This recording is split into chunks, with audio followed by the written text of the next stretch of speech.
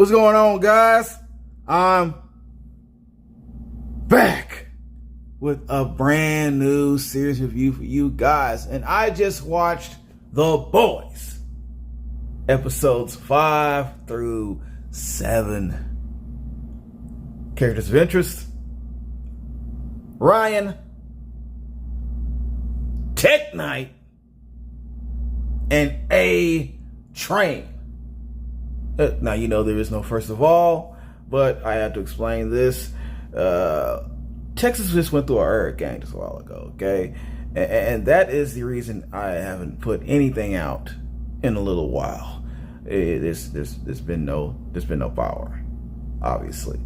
And there were no flashlights at Walmart, so I had to get this instead. But it does come in handy. It does come in handy, trust me. But let's get to the review, shall we? Episode 5. Flying sheep. What the hell?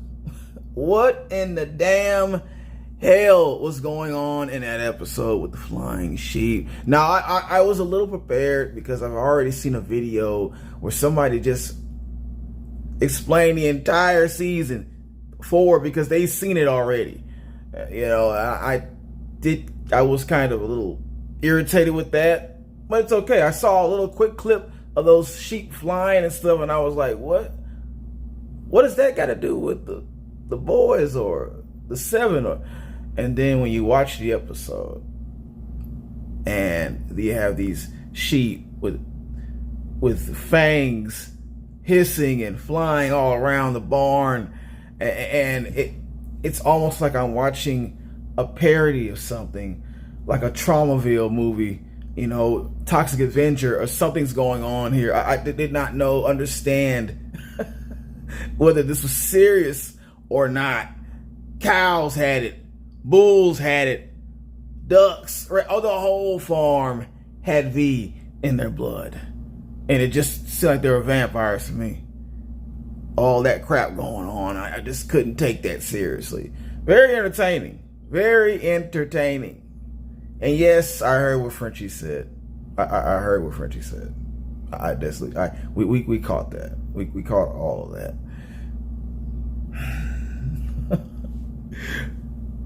Number 2. Ryan is slipping into the darkness. Quick, I might add. I guess because Homelander found a way to earn his trust.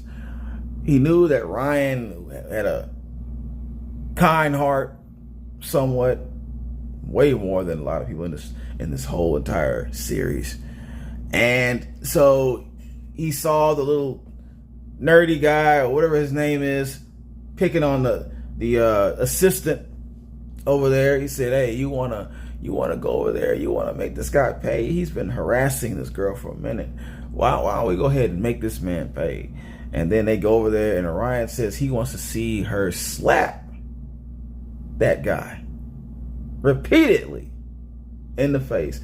To me, still, even though, it seems like Homelander was going for Ryan's soft spot with this one because he knows Ryan cares, I don't think Ryan would handle that in that way. It just doesn't seem right. It was too easy. He fell into darkness too easily. I think it would have took a little more than that for him to just enjoy it the way he was enjoying it. I think if Ryan had some popcorn and he could get in bed real quick, and I'm not going to go any further that description. That's the way it seemed. That's how much it seemed that he was enjoying everything that took place with the slapping constantly. It's like, was he watching Corn Hub of some sort? X videos? Something? Something was going on there. It felt like he was enjoying that way too much. Anyways, And then we have number 3. The father's powers. So apparently the father gained powers. We knew it was coming. He had the V in the blood. We're talking about Huey's father here. Okay, and then he gets out the bed. He can phase through things. Only problem is he's a drunk phaser. He is a reckless phaser. All right. And in one scene, he runs through the hospital wall and this guy is talking to the nurse, and then he just decides he doesn't know how to stop walking. Has nothing to do with phasing. He can see. He's not blind. He can see the man is right there. And you just decide to walk through the bed. Oops! And right in the middle of that man. And all his insides are just gone. I honestly feel like they should have kept this on a little longer into the next episode, to where he like escapes the hospital and then everybody has to chase him down or you know, contain him and then kill him or whatever, or he has to kill himself or whatever happens. It could have gone on a little longer with that. That shows to me they were just using it as a filler. Obviously that's a filler. Okay? And it's a waste of time. A waste of time. And I still don't care about Huey's parent situation. Do not care. None of that helped at all. All right. Episode 6. Tech Knight's freaky ass party. That was the talk of the town. I knew as soon as Tech Knight walked down to that Batman / 50 Shades of Grey layer going on down there, that something freaky was going on. Okay, something freaky was about to go down, and either you're gonna want to see it or you're gonna not. You're gonna not want to see that. And it was a lot of the not. It was a lot of the not, but you knew it was going to happen because we're talking about Tech Knight here.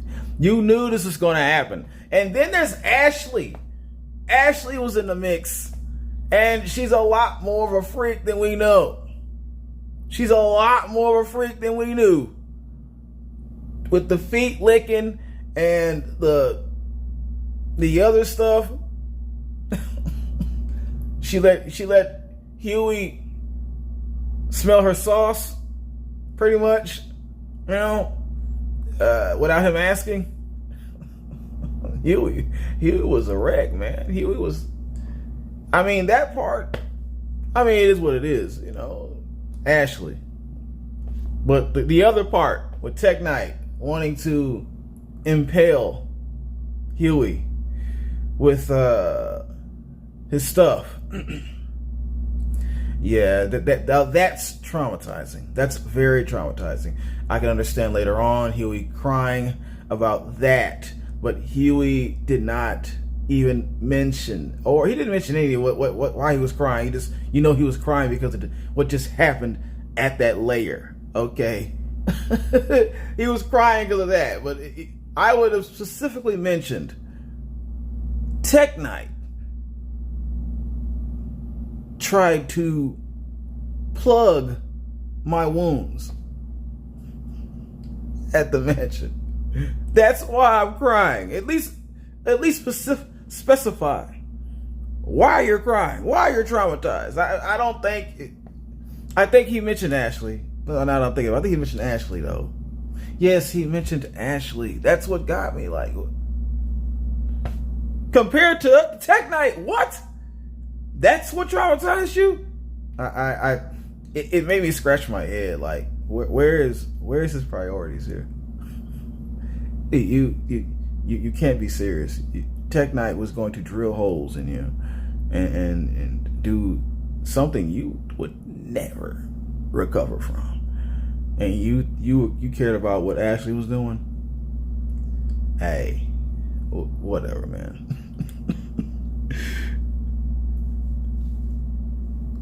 Homelander has a new milk supply. Ah, yes. You never thought it was coming since the other lady way in the beginning. All right, but now he's got a new one, and it's Firecracker. Firecracker found a way to put some kind of medicine in her stuff and just keep on growing that milk so she could squirt it in his face on this episode, which was hilarious, by the way. That was just funny as hell. All right, I thought she was going to show something, just would love that female nudity be in the show a little more than that. But she squirted milk in his face, and it provided us with some comedy. At least we got some comedy out of that. Okay, some comic relief, if you might. And so, now he's just smitten with the old Firecracker over there, and he might forget all about the other one, because I just forgot her name. Sage who? He's got Milkmaid over here now. Okay? He's got Borden. Borden is by his side now. We ain't worried about nothing. That's gonna be his thing now. That's gonna be his fix. He's like Pookie on New Jack City right now with her. I'll talk about that a little later on, but yeah. Dang. Number 3. Butcher is now seeing two visions that are not there. Surprise. Not only is he seeing his ex-wife, he is now seeing Kessler, or whatever his name is. He's seeing Kessler now. Kessler was never there. That was the twist. That is crazy. I thought that was kind of crazy. I didn't see that coming until they started talking. He started talking in a certain way that kind of let you know, hey, hold on. He's talking to the wife here. How is he talking to the wife? He sees the wife? Is he crazy too? Can't be. You can now see your homie. You can see your homie and your ex-wife. Okay, so that worm is working overtime in your brain, bro. That worm is working overtime in that man's head. It is interesting that he was seeing that. His homie the whole damn time. So that's the bad part.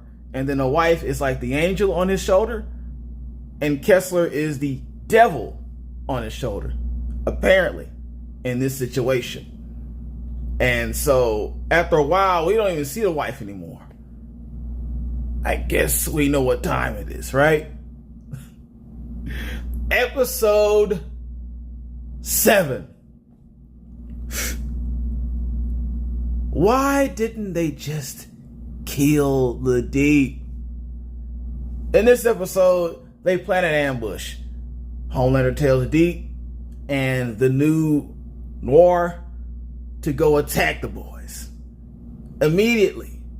Okay, and Deep has this new lust for blood since he, canceled his little sex octopus over there. And so they run in and they start fighting the boys, and things are going well and da-da-da-da-da. And then, A-Train just comes in with the clutch and starts whooping ass up in there, beating the doo-doo out of the Deep relentlessly. All right, and that's kind of how they got the upper hand. Let's be honest with that, because Starlight ain't doing nothing.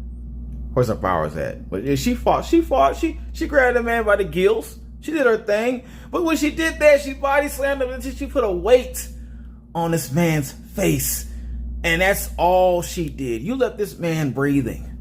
The man is still breathing. Your job is not done. Why would you leave this man alive? Well, there really is no reason for Deep to be alive anymore. Who cares about him at this point? Finish him. Mortal Kombat this man. Please. And then, oh yes, we finally saw Noir fly. And then that little kick-ass scene with MM coming in with that gun. The gun. Oh, that was crazy. I think That was insane. I don't know what I'm looking at over there, but that was insane. Okay, I like that part. I'm not gonna lie. A-Train, Ashley, just have sex already. Okay, just do it. I'm tired of them doing characters like this. It's like they have an issue with interracial sex or something. No, it's really Ashley's character. I understand. I feel like she doesn't really, has not really been into black dudes like that. Maybe she's just, she has her type she wants, and A-Train's just not it. A-Train just won't do it. He's too fast. So maybe that's what it is. I don't know, but she's fighting the feeling. She's fighting that feeling. Stop fighting it. Stop fighting it. We don't care about what y'all are talking about, running away and da-da-da. If you're not gonna do it, then don't put us through it. Okay? Just go on with that scene. Get it over with. Run off already. Somebody run off. And then she didn't run off when he wanted her to. What a coward. What a coward. Come on, Ashley. You're running off with A-Train. He has powers. You're good. Don't worry about it. Don't worry about that. Just go. You had the chance. Get the hell up out of there. Last, Homelander just set the foundation for his worst enemy to be created, his son. With one phone call. With one phone call, man. All right? That man didn't care about the commercial that his son was doing. And he said, man, just go ahead and, you'll be all right. Man it up. Man up. Man up, Ryan. This hurt Ryan's feelings. It's a little gentle, soft feelings, Ryan. And now Ryan is having a fit, and he doesn't want to do anything or participate or cooperate in the commercials that they're doing or nothing like that. He shut the whole thing down and he went home. He said, Mama wouldn't do it. Mother would never do this. I'm out, Dad. And so it's about to be a problem between him and Homelander. And I'm hoping that he is stronger than Homelander, because that's going to be highly interesting. Homelander's losing a lot of allies here. He's losing a lot of allies quick. So it's not looking too good, Homelander. You're kind of down and out. You're down and out, man. And there's one more season left after this, or one more episode for the season. But the next season is going to be the last season. So it's about to be a war. All out war. We'll see you in the next episode. All right.